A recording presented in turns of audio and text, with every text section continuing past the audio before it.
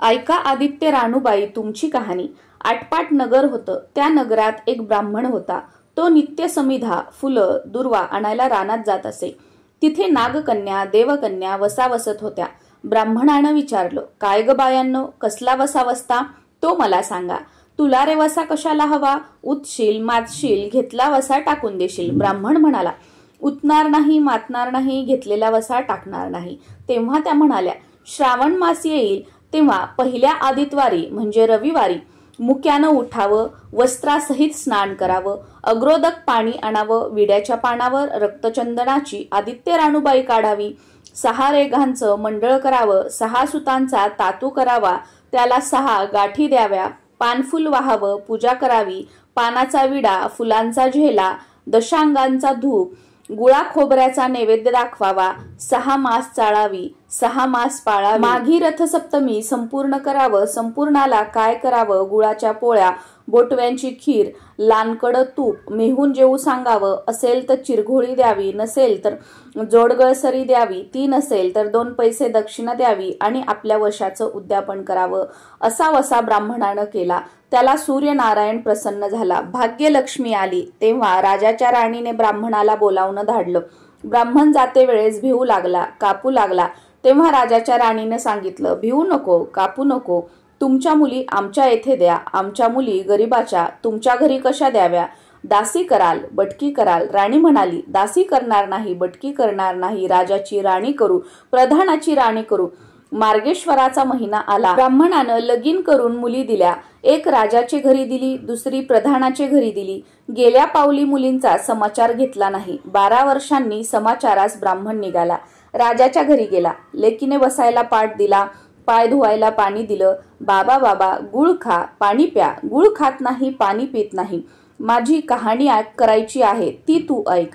तुझी कहाणी ऐकायला मला वेळ नाही. राजा पारधीला जाणार आहे, त्याला जेवायला उशीर होईल. तोच त्याचे मनात राग आला. तेथून निघाला, प्रधानाच्या घरी गेला. तिनं पाहिलं, आपला बाप आला म्हणून बसायला पाट दिला, पाय धुवायला पाणी दिलं. बाबा बाबा, गुळ खा, पाणी प्या. गुळ खात नाही, पाणी पित नाही. माझी कहाणी करायची आहे, ती तू अगोदर ऐक. तुझी कहाणी नको ऐकू तर कोणाची ऐकू? घरात गेली, उतरडीची 6 मोते आणली. 3 आपण घेतली, 3 बापाच्या हातात दिली. त्याने मनोभावे कहाणी सांगितली. लेकीने चित्तभावे ती ऐकली. नंतर जेवून खाऊन बाप आपल्या घरी आला. बायकोनं विचारलं, मुलींचा समाचार कसा आहे? जिनं कहाणी ऐकली नाही ती दारिद्र्याने पिडली, दुःखानं व्यापली. राजा मुलखावर निघून गेला. जिनं कहाणी ऐकली ती भाग्यानं नांदत आहे. इकडे दरिद्री जी झाली होती तिनं आपल्या लेकाला सांगितले, मावशी घणघोर नांदत आहे, तिकडे जाऊन काही दिलं तर घेऊन ये. पहिल्या आदितवारी पहिला मुलगा उठला, तळ्याच्या पाळी जाऊन उभा राहिला. अगं अगं दासींनो, तुम्ही दासी कोणाच्या? आम्ही दासी प्रधानाच्या. प्रधानाच्या राणीला जाऊन सांगा, तुमच्या बहिणीचा मुलगा आला आहे. कसा आला आहे? तळ्याच्या पाळी उभा राहिला आहे. परसदारण घेऊन या. परसदारानं घेऊन आल्या. न्हाऊ माखू घातलं, पितांबर नेसायला दिलं, जेऊ खाऊ घातलं, कोहळा पोखरला, होन मोहरा भरल्या. वाटेस आपला जाऊ लागला. तो सूर्यनारायण माळ्याच्या रूपानं आला. हातीचा कोहळा काढून नेला. घरी गेला. आईने विचारलं, काय रे बाबा, मावशीनं काय दिलं? दैवे दिलं, कर्मानं नेलं. कर्माचं फळ पुढे उभं राहिलं. मावशीनं दिलं होतं पण सर्व गेलं. पुढं दुसऱ्या आदितवारी दुसरा मुलगा गेला. तळ्याच्या पाळी जाऊन उभा राहिला. अगं अगं दासींनो, तुम्ही दासी कोणाच्या? आम्ही दासी प्रधानाच्या. प्रधानाच्या राणीला निरोप सांगा. त्यांनी सांगितला. मग प्रधानाच्या राणीनं त्याला घरी नेऊन न्हाऊ माखू घातलं, पितांबर नेसायला दिलं, जेऊ खाऊ घातलं, काठी पोखरून होनामोहरांनी भरून दिलं. बाबा, ठेवू नको, विसरू नको, जतन करून घरी घेऊन जा म्हणून सांगितलं. वाटेत सूर्यनारायण गुराख्याच्या रूपानं आला.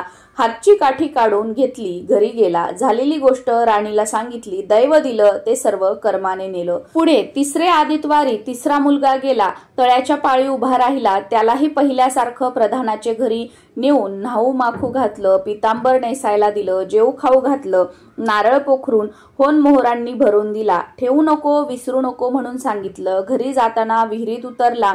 तो गडबडून विहिरीत पडला. घरी गेला. आईनं विचारलं, का रे बाबा, मावशीनं काय दिलं? आई ग, मावशीनं दिलं पण दैवानं सर्व बुडालं. 4थ्या आदितवारी 4था मुलगा गेला. तळ्याच्या पाळी उभा राहिला. त्यालाही प्रधानाच्या राणीनं घरी नेऊन न्हाऊ माखू घातलं, पितांबर नेसायला दिलं, जेऊ खाऊ घातलं, त्याला दह्याची शिदोरी होना मोहरा घालून बरोबर दिली. सूर्यनारायण घारीच्या रूपानं आला, हातची शिदोरी घेऊन गेला. घरी गेला, आईने विचारलं, काय रे बाबा, मावशीने काय दिलं? मावशीने दिलं, पण दैवाने सर्व नेलं. 5व्या आदितवारी आपण उठली, तळ्याच्या पाळी उभी राहिली. दासीनी तिचा निरोप तिच्या बहिणीला सांगितला. बहिणीनं तिलाही परसदारानं घरी नेलं, न्हाऊ माखू घातलं, पाठ बसायला दिला. प्रधानाची राणी आदितवाराची कहाणी करू लागली. काय वसा करतयस तो मला सांग. बहीण म्हणाली, अगं अगं चांडाळणी पापीनी, बापाची कहाणी ऐकली नाहीस म्हणून तुला दारिद्र्य आलं. राजाच्या राणीने विचारलं.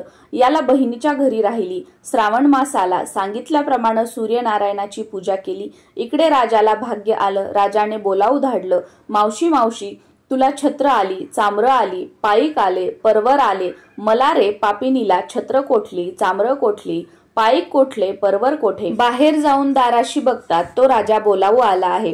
राजा आला तशी घरी जायला निघाली. एकमेकींना बहिणी बहिणींना आहेर केला. वाटेनं जाऊ लागली. पहिल्या मजले स्वयंपाक केला. राजाला वाढलं, मुलांना वाढलं, आपण पान वाढून घेतलं. तो कहाणीची आठवण झाली.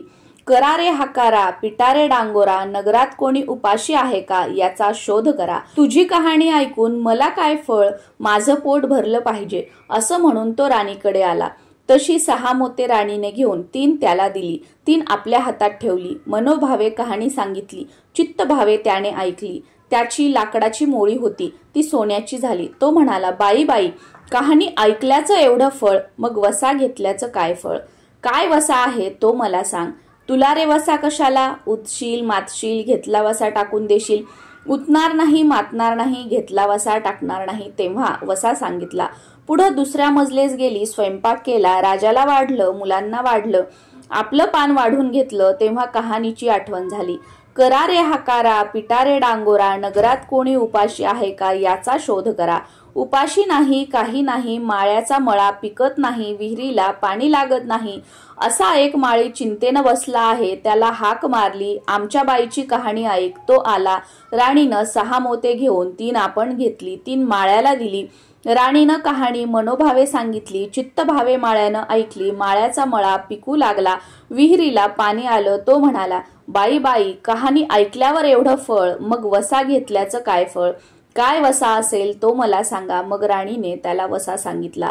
पुढं तिसऱ्या मजलेस गेली. स्वयंपाक केला. राजाला वाढलं, मुलांना वाढलं, आपलं पान वाढून घेतलं. तेव्हा कहाणीची आठवण झाली. करारे हाकारा, पिटारे डांगोरा, नगरात कोणी उपाशी आहे का याचा शोध करा. उपाशी नाही, काही नाही, एक म्हातारी, तिचा एक मुलगा वनात गेला होता. एका डोहात बुडाला होता. एक सर्पानं खाल्ला होता. त्यामुळे चिंताक्रांत बसली होती. तिला म्हणाली, आमच्या बाईची कहाणी ऐक. ती म्हणाली, कहाणी ऐकून मी काय करू? मी मुलांसाठी रडते आहे, बरं येते. मग ती राणीकडे आली. राणीनं पहिल्याप्रमाणे तिला कहाणी सांगितली. तिनं चित्तभावे ऐकली. तिचा मुलगा वनात गेला होता. तो आला. डोहात बुडाला. तो आला. सर्पानं खाल्ला. तोही आला. ती म्हणाली, बाई बाई, कहाणी ऐकल्याचं हे फळ, मग वसा घेतल्याचं काय फळ? काय वसा तो मला सांगा. मग राणीनं तिलाही वसा सांगितला. पुढं 4थ्या मजलेस गेली. स्वयंपाक केला. राजाला वाढलं, मुलांना वाढलं, आपलं पान वाढून घेतलं. तेव्हा कहाणीची आठवण झाली. करारे हंकारा, पिटारे डांगोरा, नगरात कोणी उपाशी आहे का याचा शोध करा. उपाशी नाही, काही नाही, काना डोळा, मासाचा गोळा, हात नाही, पाय नाही, असा एक मनुष्य रस्त्यामध्ये बसला होता. त्याच्या अंगावर तांब्याभर पाणी ओतलं. पालथा होता. तो उताना केला. 6 मोते होती. ती मोते त्याच्या बेंबीवर ठेवली. 3 मोते आपण घेतली. राणीनं मनोभावे कहाणी सांगितली. ती त्याने ऐकली. त्याला हातपाय आले. देह दिव्य झाला. तो म्हणाला, कहाणी ऐकल्याचं एवढं फळ, मग वसा घेतल्याचं काय फळ? काय वसा तो मला सांगा. मग राणीने त्याला वसा सांगितला. 5व्या मुक्कामाला घरी आली. स्वयंपाक केला. सूर्यनारायण जेवायला आले. 7 दरवाजे उघडले. लोह गंगाळ पाणी तापवलं. षड्रस पक्वान्न जेवायला केली. सूर्यनारायण भोजनाला बसले. त्यांना पहिल्या घासाला केस लागला. ते म्हणाले, अगं अगं, कोणाच्या पापणीचा केस आहे? राजाच्या राणीला 12 वर्ष दरिद्र आलं होतं. तिनं आदितवारी वळचणी खाली बसून केस विंचरले, काळ चवाळ डोईस केस, वळवणीची काडी, डाव्या खांद्यावरून वेशी बाहेर टाकून दे. राजाच्या राणीला सूर्यनारायणाचा कोप झाला तसा कोणाला होऊ नये. ब्राह्मणाला, मोळी विक्याला, राजाच्या राणीला, माळ्याला, म्हातारीला, कोणा डोळा मासाचा गोळा इतक्यांना जसा सूर्यनारायण प्रसन्न झाला तसा तुम्हा आम्हा हो. ही 60 उत्तराची कहाणी 5 उत्तरी सुफळ संपूर्ण.